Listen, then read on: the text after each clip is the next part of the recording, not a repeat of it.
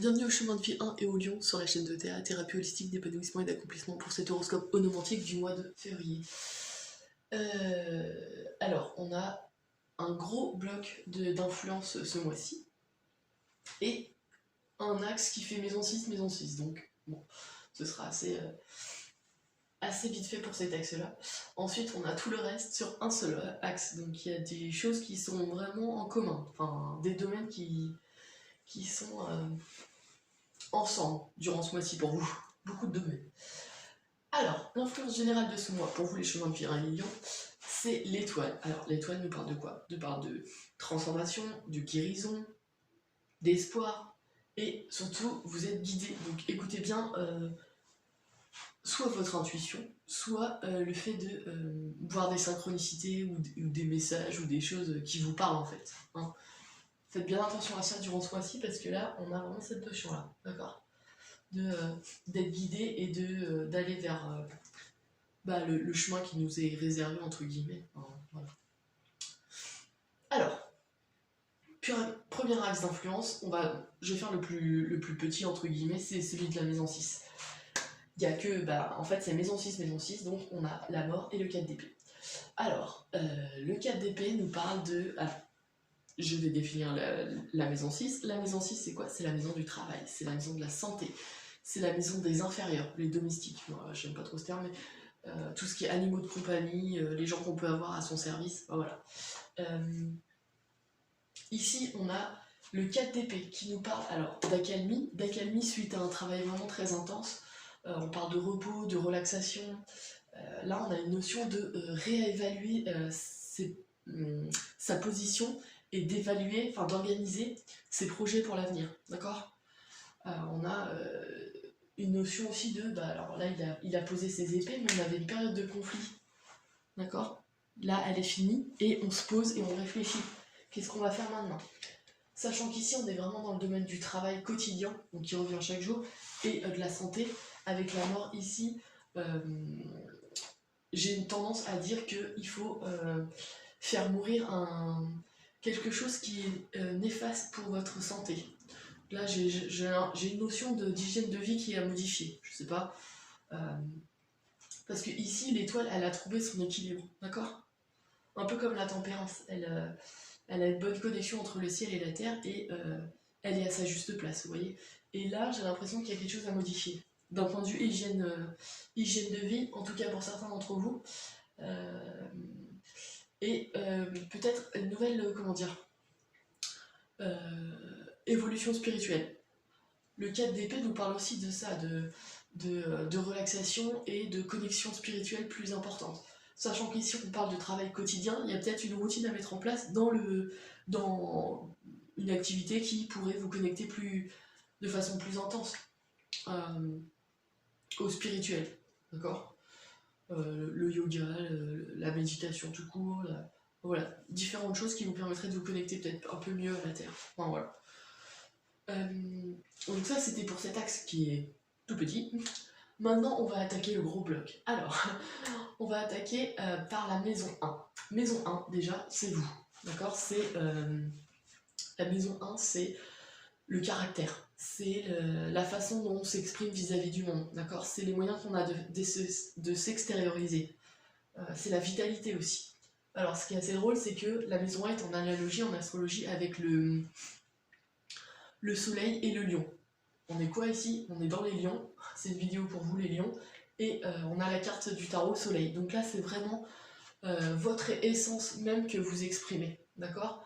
Alors, soit vous avez réussi vous réussissez à exprimer ce que vous voulez durant ce mois-ci, ce que vous êtes et ce que vous voulez montrer au monde, soit il y a un blocage dans l'expression. Alors on va le voir, mais il y a quand même une notion de joie et de rayonnement, donc ça c'est plutôt sympa, d'autant plus que vous êtes porté par l'étoile, donc vous savez, vous êtes guidé, vous savez où vous allez, donc ça c'est plutôt cool.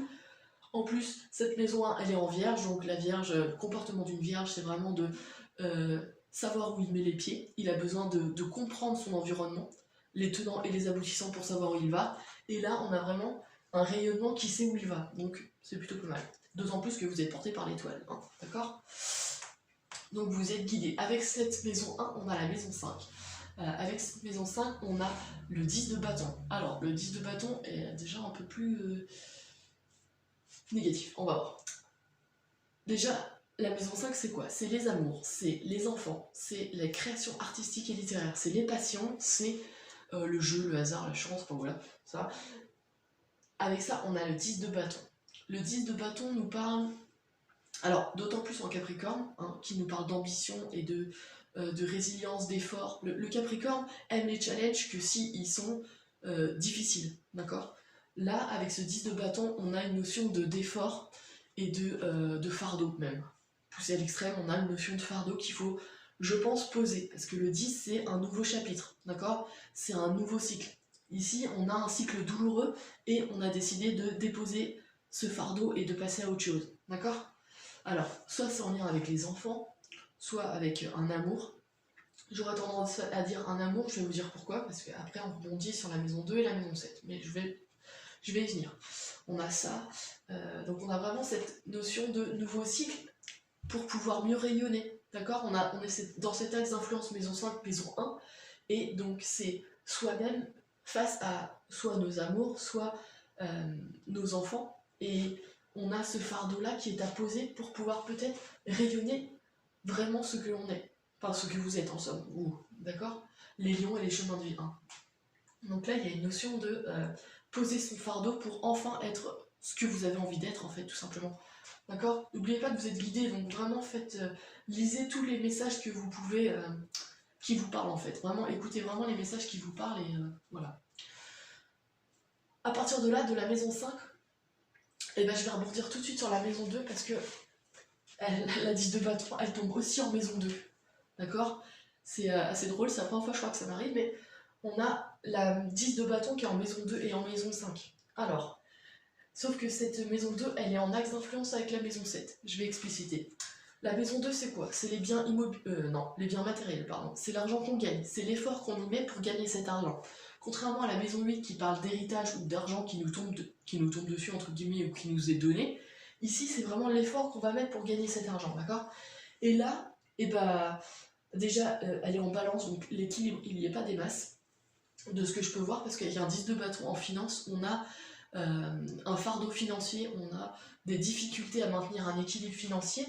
En lien avec cette maison 7, on va voir tout de suite, cette maison 7, c'est quoi? C'est le conjoint, c'est le mariage, c'est les contrats. Alors ça peut être le contrat marital ou le contrat professionnel, parce que ça représente aussi les associés, la maison 7, d'accord? C'est aussi les ennemis. Et dans cette maison 7, on a la 5 de coupe. La 5 de coupe nous parle de quoi? Elle nous parle de deuil, de dépasser des choses négatives du passé et d'aller de l'avant. On a cette notion-là ici, hein, lâcher son fardeau là, dans le domaine des amours et des enfants, et dans le domaine des finances aussi. Donc j'ai l'impression que ces trois domaines, donc les enfants, le conjoint et les finances, sont liés pour vous ce mois-ci, et qu'il va falloir vous libérer de tout ça pour pouvoir enfin rayonner, d'accord? Aller au maximum de ce soleil qu'on a ici, dans la maison 1, d'accord?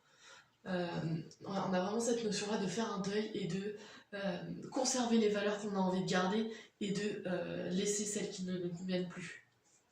Ok? Ouais.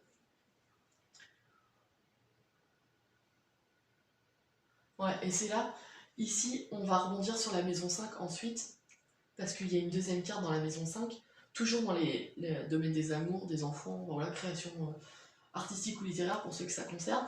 On a le pendu.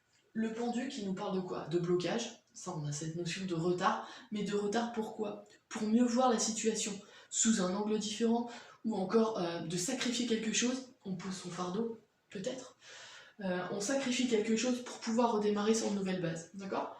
Et ce pendu est en lien avec la maison 8.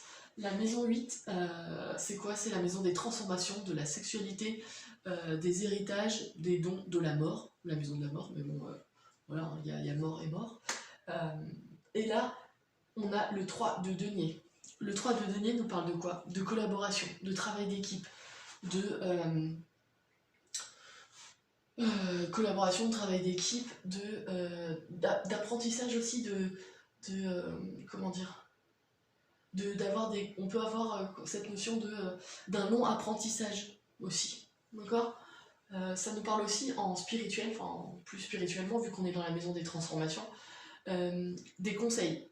Des tas de gens autour de vous ont un vécu spirituel de toute façon, comme tout le monde, hein, à des échelles différentes bien sûr, et il y a des conseils qui peuvent être donnés. Soit c'est vous qui donnez des conseils, soit c'est d'autres personnes qui vont vous donner leur expérience et ça vous permettra d'avancer.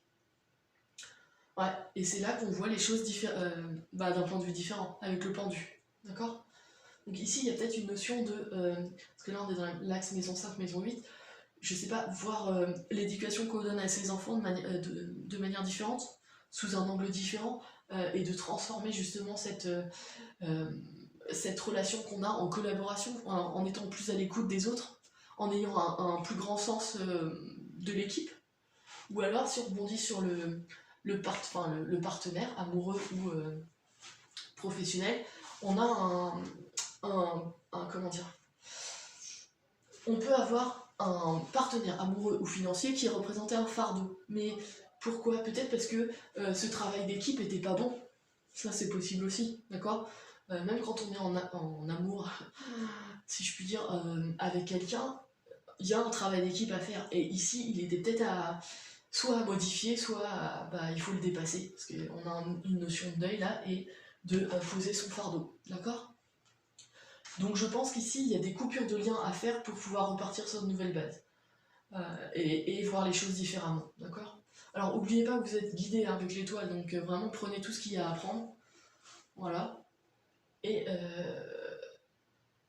je pense que tout ça, donc hygiène de vie à modifier, même travail spirituel à développer, couper les liens et passer à autre chose, enfin vraiment à laisser les choses du passé là où elles sont et aller de l'avant, voir les choses sous un autre angle, vous permettra d'atteindre ce soleil dont parle votre maison 1. D'accord? C'est vraiment ça que je vois ce mois-ci pour vous. Mais c'est positif. Oui, c'est positif parce que on est porté par l'étoile, donc on a de l'espoir, on a de l'optimisme, et il y a une notion de guérison ici. D'accord? Ouais. Et là, on est vraiment dans l'expression de ce que vous êtes à l'intérieur. Donc c'est important. Hein. Ouais. Donc voilà, pour vous, ce mois-ci. N'hésitez pas à liker, à partager et à vous abonner si ce n'est pas déjà fait. Je propose ce genre de carte onomantique pour du développement personnel si ça vous intéresse. N'hésitez pas à me contacter sur mon site internet www.ta-accompagnement.com. Et puis je vous dis à bientôt pour l'horoscope onomantique du mois de mars.